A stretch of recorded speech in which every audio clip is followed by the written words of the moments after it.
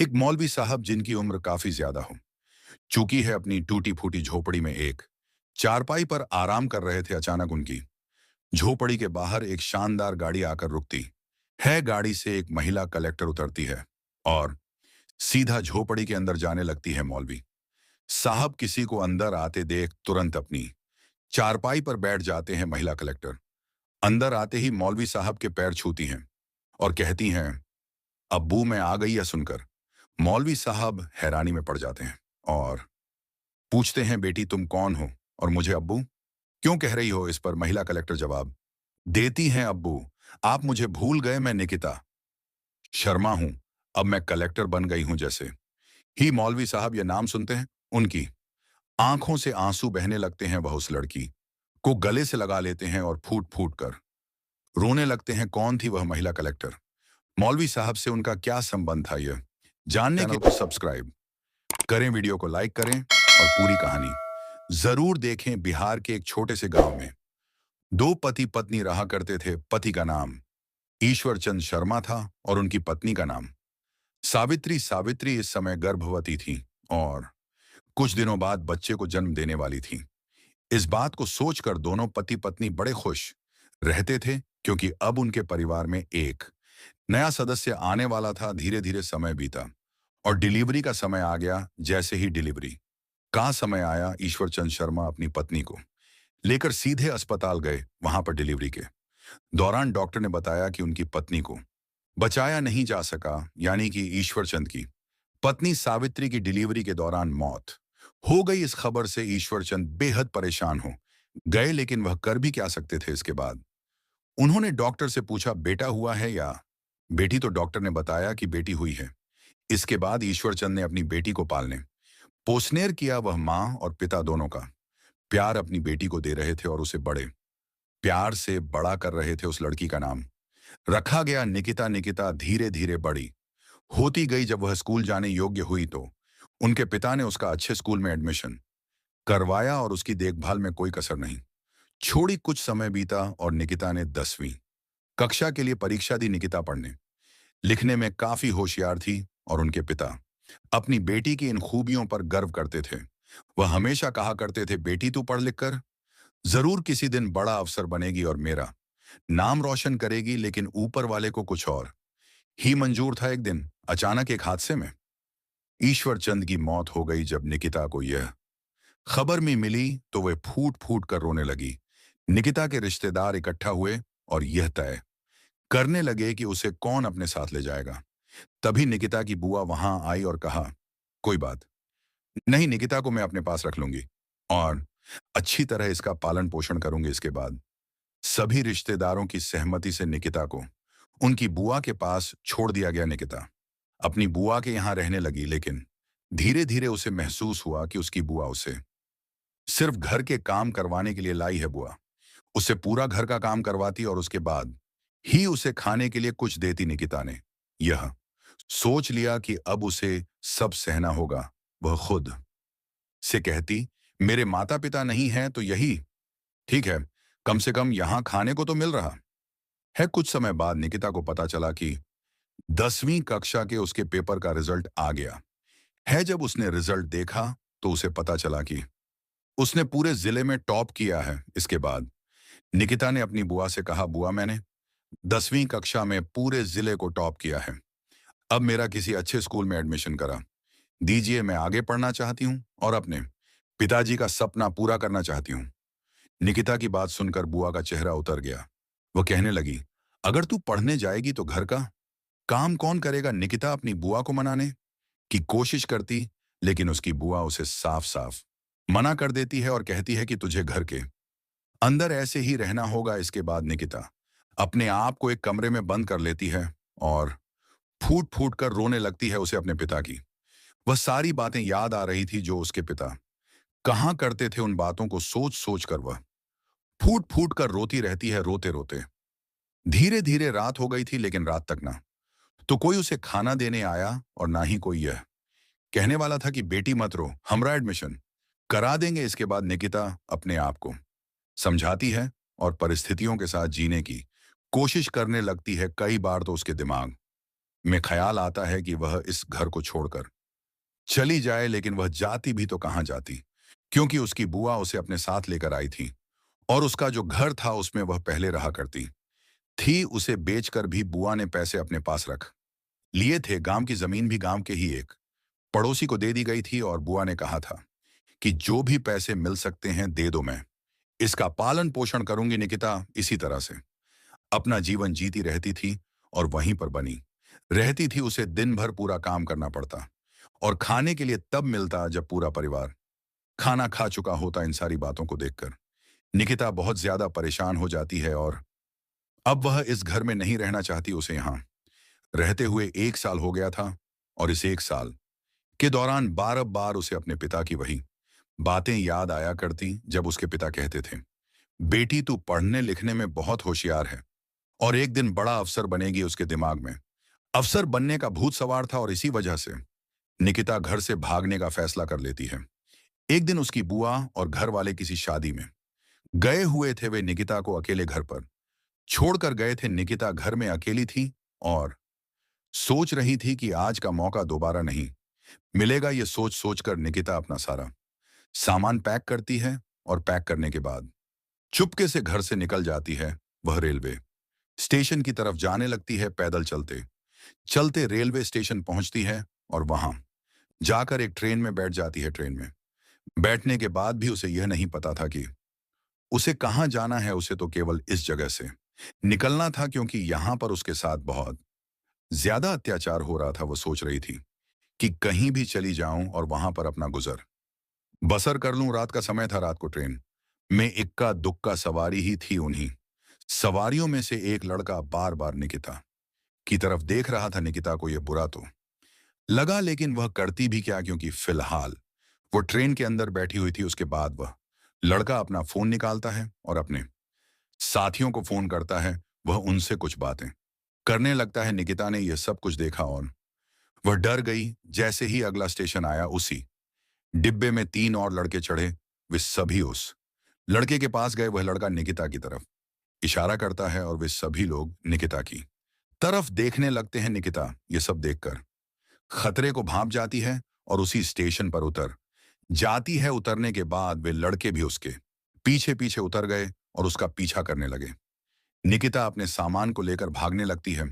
वे लड़के भी उसका पीछा कर रहे थे। वह कभी इधर छिपी, कभी उधर। इसी तरह छुपते छुपाते वह एक मंदिर के सामने पहुंच गई। अभी तक सुबह होने वाली थी। सुबह के 4 बज चुके थे। तभी वहां मौलवी साहब नमाज पढ़ने के लिए मस्जिद के अंदर गए। जैसे ही निकिता ने मौलवी साहब को मस्जिद के अंदर जाते हुए देखा, वह एकदम से उन्हें बाबा कहकर मदद मांगने लगी।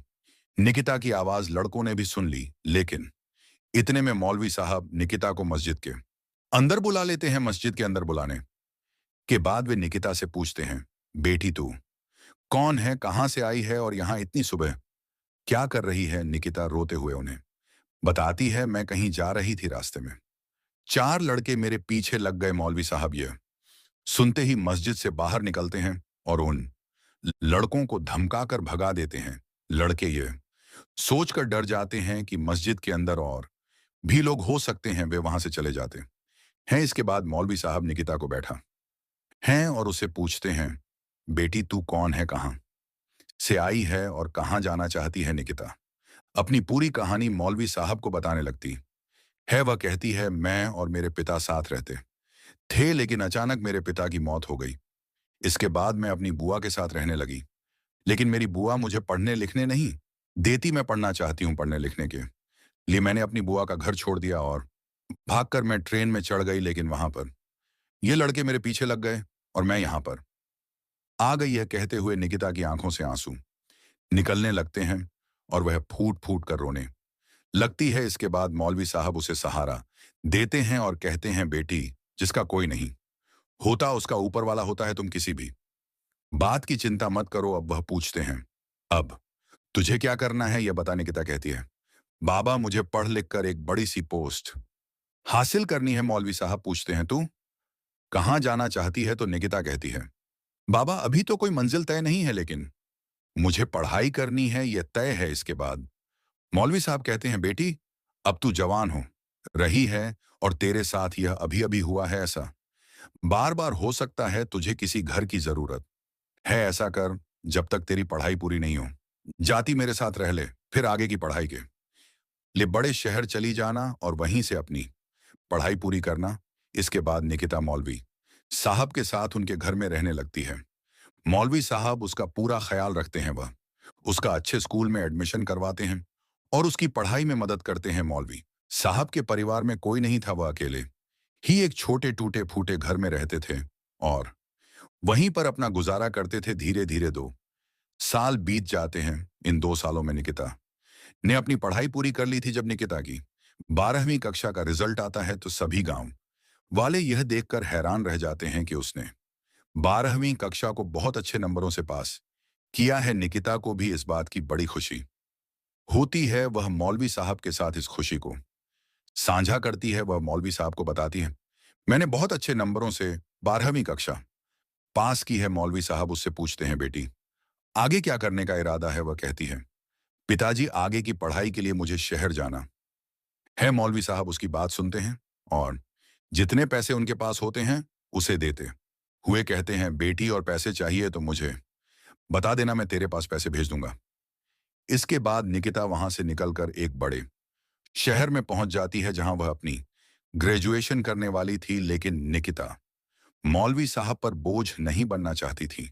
मौलवी साहब जैसे तैसे अपना गुजारा कर रहे थे और वह उनकी स्थिति को समझती थी, इसलिए वह काम ढूंढने लगती है। काम ढूंढते ढूंढते वह एक बूढ़े व्यक्ति के होटल पर पहुंचती है और वहां जाकर होटल के मालिक से काम के लिए पूछती है। होटल का मालिक उसे देखता है और कहता है, बेटी तुम क्या काम करोगी? वह जवाब देती है, आप जैसा चाहेंगे वैसा काम मैं कर दूंगी, कोई भी काम चलेगा, लेकिन मुझे पढ़ने के लिए थोड़ा समय जरूर चाहिए। इसके बाद होटल का मालिक उससे सवाल पूछने लगता है। वह कहता है, बेटी तुम कौन हो, कहां से आई हो और तुम्हें काम क्यों चाहिए? क्या तुम्हारे परिवार वाले तुम्हारे साथ नहीं रहते? इसके बाद निकिता रो रो कर अपनी पूरी कहानी होटल के मालिक को सुनाती है। होटल का मालिक निकिता की पूरी कहानी सुनकर भावुक हो जाता है और कहता है, बेटी कोई बात नहीं, अगर ऐसी बात है तो तुम यहीं पर रहकर पढ़ सकती हो। तुम्हारी पढ़ाई में जो भी मदद होगी वह मैं करूंगा। होटल का मालिक अब निकिता को पढ़ाना चाहता था। उसका कारण यह था कि होटल मालिक की भी एक बेटी थी, लेकिन वह पढ़ाई में सफल नहीं हो पाई थी और घर पर ही रह गई थी। होटल मालिक निकिता में अपनी बेटी का प्रतिबिंब देखते हुए कहते हैं, बेटी अगर तू पढ़ाई में सफल हो गई तो मैं अपने आप को धन्य समझूंगा। इसके बाद होटल मालिक उसकी पढ़ाई का पूरा खर्चा उठाते हैं और साथ ही निकिता होटल में काम भी करती है। धीरे धीरे समय बीतता है और निकिता अपनी ग्रेजुएशन पूरी कर लेती है। जैसे ही निकिता की ग्रेजुएशन पूरी होती है वह होटल मालिक से कहती है, बाबूजी अब मुझे आगे की पढ़ाई के लिए दिल्ली जाना होगा। होटल मालिक उसे खुशी खुशी दिल्ली भेज देते हैं और उसका पूरा खर्चा उठाने की जिम्मेदारी लेते हैं। वह खुद जाकर उसका अच्छे से कोचिंग सेंटर में एडमिशन करवाते हैं और उसके रहने खाने का इंतजाम भी कर देते हैं। निकिता मन लगाकर मेहनत करती है और धीरे धीरे समय के साथ वह जिला कलेक्टर बन जाती है। अब वह डिप्टी कलेक्टर बनती है तो यह खुशखबरी वह होटल मालिक को देती है। होटल मालिक इस बात को सुनकर बहुत खुश होते हैं। इसके बाद निकिता ट्रेनिंग के लिए चली जाती है और अपनी ट्रेनिंग पूरी करने के बाद एक जगह उसकी पोस्टिंग हो जाती है। निकिता के पास सरकारी गाड़ी थी, सरकारी आवाज था, उसे रहने खाने की कोई दिक्कत नहीं थी और वह एक जिला कलेक्टर बन गई थी। इसके बाद होटल मालिक भी उससे मिलने के लिए आते हैं। निकिता उनका अच्छे से स्वागत करती है और पिताजी पिताजी कहकर उन्हें संबोधित करती है। होटल मालिक को देखकर उसे मौलवी साहब की याद आ जाती है। मौलवी साहब ने उसके साथ बहुत अच्छा व्यवहार किया था और 2 साल तक उसकी देखभाल की थी। उन्होंने उसे 12वीं कक्षा तक शिक्षा दिलाई थी। इसके बाद निकिता मौलवी साहब से मिलने का मन बना लेती है। वह अपनी गाड़ी लेकर सीधा मौलवी साहब के पास चली जाती है। इन बातों को लगभग 8 साल बीत गए थे। 8 साल बाद निकिता, जो अब कलेक्टर साहिबा थी, उस जगह पहुंचती है जहां वह कभी मौलवी साहब के साथ रहा करती थी। वह देखती है कि जिस घर में वह पहले रहती थी वह अब वहां नहीं है। उस घर की जगह एक टूटी फूटी झोपड़ी बनी हुई है। इसके बाद निकिता झोपड़ी के अंदर जाती है। सामने मौलवी साहब अपनी चारपाई पर बैठे हुए थे। वह निकिता को देख मंजर भरी निगाहों से देखने लगे निकिता। उनके पास जाकर उनके पैर छूने लगती है।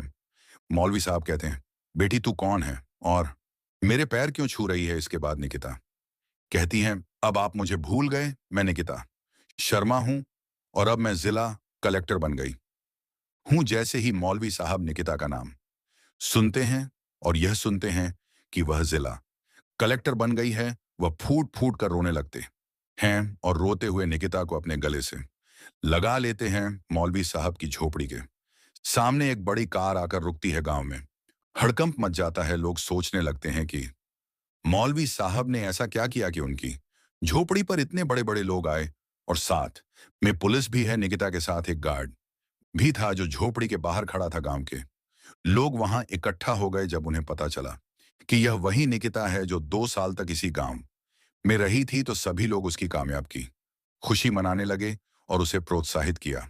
इसके बाद निकिता मौलवी साहब से कहती हैं, बाबा चलो, अब आपको यहां पर नहीं रहना है।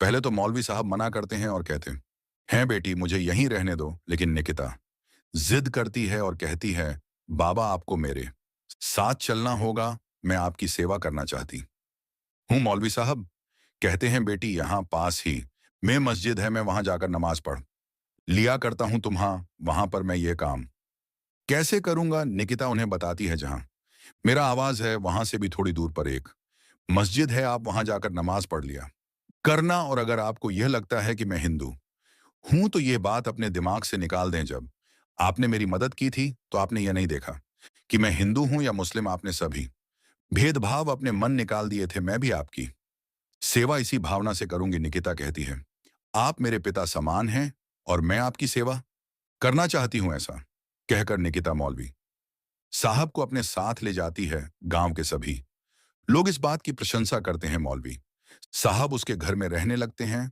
और पास वाली मस्जिद में नमाज पढ़ने जाया करते हैं। निकिता मौलवी साहब की अच्छी तरह देखभाल करती है। जब भी कोई उससे मिलने आता है और मौलवी साहब को घर में देखता है तो हैरान हो जाता है। लेकिन जब निकिता पूरी कहानी बताती है तो वे लोग भी उसकी तारीफ करते हैं। कभी कभी होटल मालिक भी उनसे मिलने आते हैं। होटल मालिक अपने परिवार और अपनी बेटी को दिखाकर कहते हैं, ऐसी होती हैं बेटियां। निकिता दोनों को अपने पिता की तरह सम्मान देती है। होटल मालिक अपने घर में रहते हैं लेकिन मौलवी साहब निकिता के साथ रहते हैं। कुछ समय बाद निकिता की शादी उसके बराबर के पद पर कार्यरत एक अधिकारी से हो जाती है। के बाद निकिता अपने पति से साफ साफ कह देती है, यह मेरे पिता समान है, अगर तुम्हें मेरे साथ रहना है तो तुम्हें इनकी सेवा भी करनी होगी। निकिता का पति जब यह पूरी कहानी सुनता है और समझता है कि किस तरह मौलवी साहब ने निकिता का साथ दिया था तो उसके मन में भी मौलवी साहब के प्रति आदर और बढ़ जाता है। वह भी उनकी अच्छी तरह देखभाल करता है। दोस्तों, यह कहानी एक लड़की की है जिसके माता पिता उसे बचपन में छोड़ गए थे, लेकिन उसने अपने मुकाम को हासिल किया और समाज को दिखाया कि कठिनाइयों के बावजूद सफलता पाई जा सकती है। आप इस कहानी के बारे में क्या कहना चाहते हैं? अपनी राय कमेंट सेक्शन में लिख सकते हैं और इसे दूसरों के साथ साझा कर सकते हैं। इन कहानियों का उद्देश्य है कि आप इसमें से शिक्षा लेकर अपने जीवन में इसे अपना सकें। हमसे जुड़ने के लिए धन्यवाद। तब तक के लिए जय हिंद, जय भारत।